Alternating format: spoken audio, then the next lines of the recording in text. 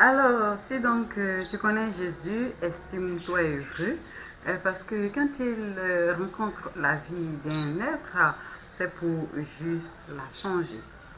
C'est pour la modifier. Et la modifier, c'est dans le bon sens.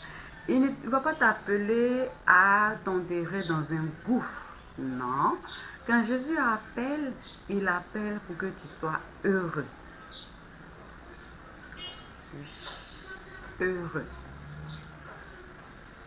Tu es insignifiant d'après ton peuple, d'après la maison de ton père, d'après ta femme, d'après tes enfants, d'après tes amis. Mais c'est toi, tel que tu es, toi comme ça, c'est toi que Dieu veut. C'est toi qu'il désire. C'est à travers toi qu'il peut manifester sa gloire.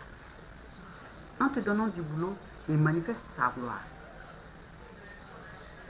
En te faisant passer de l'étape sécheresse à la production, il manifeste sa gloire. Alors, mon frère, ma soeur, es-tu prêt? Es-tu prête à t'armer le courage et à regarder à celui-là qui appelle et qui qualifie?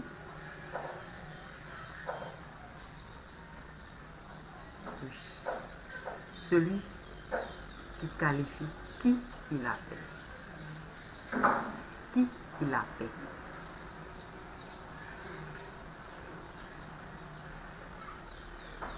J'ai pas de doctorat en médecine, j'ai pas de diplôme de haut niveau, j'ai ceci, j'ai pas cela. C'est ta position là même, dans la position dans laquelle tu es là. C'est ça Dieu. Position où tu es et puis tu es opprimé là. C'est dans cette position que Dieu peut agir. C'est dans cette position que Dieu peut se manifester. C'est dans cette position que la gloire de Dieu se fera voir. Le peuple de Madian, le peuple d'Israël était opprimé, secoué. Et la Bible nous dit même que quand ils mettent en terre leur production, le peuple de Madian vient pour détruire tout. Et il les extermine. Ils étaient obligés de se cacher dans les cavernes, dans des montagnes, pour ne pas être touchés, pour ne pas être tués. Ils étaient donc entre l'enclume et le marteau. Parce qu'il fallait se chercher pour pouvoir se nourrir. Et encore, se chercher, se nourrir. Et encore, éviter qu'on vous tue. Éviter la mort. Dieu n'est pas passé par le plus grand d'Israël. Il n'est pas passé par le plus fort d'Israël.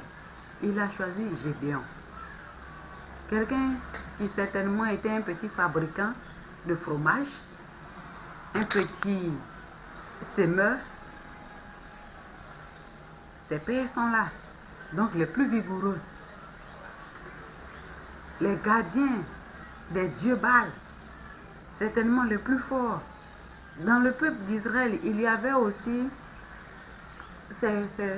les chefs d'armée. L'Éternel pouvait passer par ces personnes parce qu'ils sont constitués. Ils avaient les 1000 hommes, les 10 000 hommes, les 3000 hommes qui les suivaient. L'Éternel pouvait les désigner. Mais il allait toucher la vie de Gédéon. Il dit, Gédéon, je t'appelle. Gédéon, viens travailler avec moi. Gédéon, lève-toi et secoue ton peuple.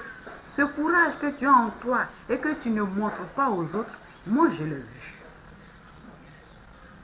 Quand Gédéon a fini de parler, Gédéon a fini de s'exprimer parce qu'il n'a pas caché l'état de son cœur à Dieu. Dieu lui a dit, cette force que tu as, prends-la pour aller délivrer le peuple d'Israël.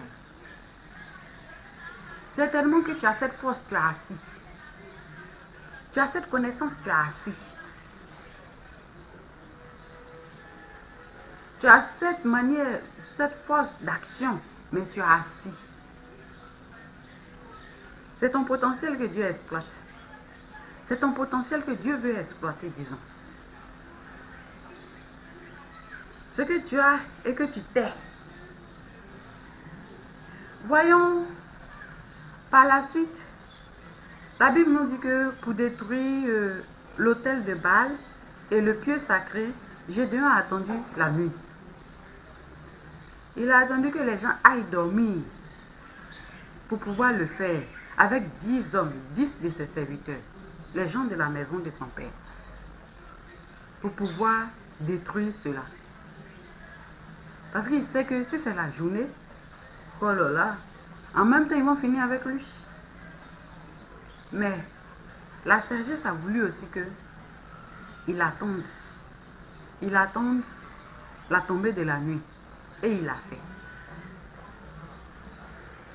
Et quand Dieu l'a appelé, il ne s'est pas levé, il ne s'est pas autoproclamé.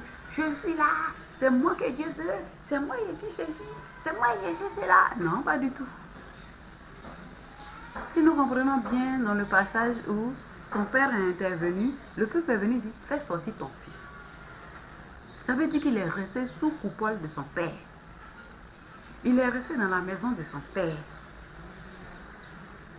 Il n'a pas laissé l'orgueil prendre la place pour dire, bon écoutez papa, ta maison est assez petite pour moi, je suis un vaillant héros. Moi que l'Éternel a traité de vaillant héros, je ne peux plus rester chez toi.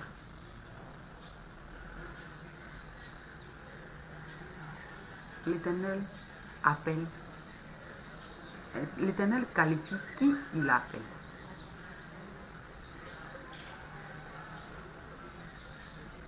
Mon frère, ma soeur, es-tu qualifié? L'Éternel t'a-t-il appelé?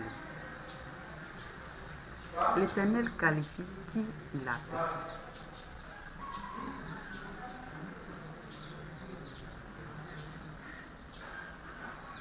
Alors, si tu as marqué ce moment de pause et que tu t'es interrogé effectivement, je m'appelle, mais certainement que je serai qualifié, ce n'est pas ma propre force, parce que Gédéon n'a pas démontré que c'est avec sa propre force.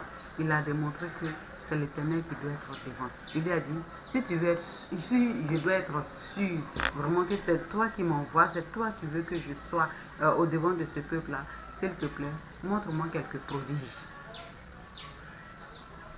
Il est prudent. Il est prudent.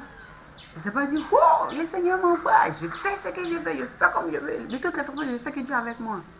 Non. Il n'a pas fait ça ainsi. Il a demandé 2 sortes de prodiges à Dieu. Il faudrait que la laine de rosée soit, la laine soit pleine de rosée et que la terre soit sèche. L'Éternel l'a fait. Il faudrait que la laine soit sèche et que la terre soit pleine de rosée. L'Éternel l'a fait. Pour dire que c'est lui qui marche avec lui.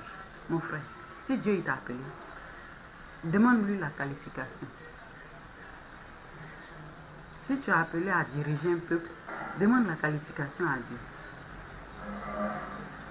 Si tu as appelé à sauver une âme, demande la qualification à Dieu. Lui seul peut tout faire. Il peut te sortir de là et il peut te conduire, il peut te positionner. Alors, si tu es celui qui dort dans les marchés, hein, dans les rues, regarde dans l'air, il est là. Il a un plan pour toi. Il suffit juste que tu passes certaines étapes. Certaines étapes. Tu dois passer juste certaines étapes. Et si tu sais être patient, alors tu mangeras les meilleures productions de cette nation. Si tu sais écouter l'Éternel, tu mangeras les meilleurs produits de ta nation. Tiens, Gédéon, tu es le plus frêle de ta maison, le plus petit, le plus inconsidéré. Bénis le nom du Seigneur parce qu'il a de grandes choses à faire pour toi. C'est ce message que je voudrais vous livrer en ce matin. J'espère qu'il tombe sur une bonne pierre qui portera de la production. Je me suis appuyé sur le livre de Juge 6, C'est tout le chapitre que j'ai lu pour vous. Et voilà, j'espère que d'autres inspirations viendront la prochaine fois par la grâce du Saint-Esprit et que je ferai encore des séquences qui vous aideront. Je voudrais vraiment apporter ma pierre à l'édifice, à l'avancée de l'évangile, à la construction de ta foi et ta fermeté dans la vie chrétienne. Demeure donc béni et bénis l'Éternel chaque jour pour tout ce qui t'arrive, pour tout ce que tu connais, pour tout ce que tu traverses, pour tout ce que tu vis. Bénis l'Éternel, car c'est parce qu'il ne t'a pas oublié que cela se passe ainsi. Et quand le moment viendra pour lui, il te sauvera des eaux dangereuses. Excellente journée. Ciao, bisous.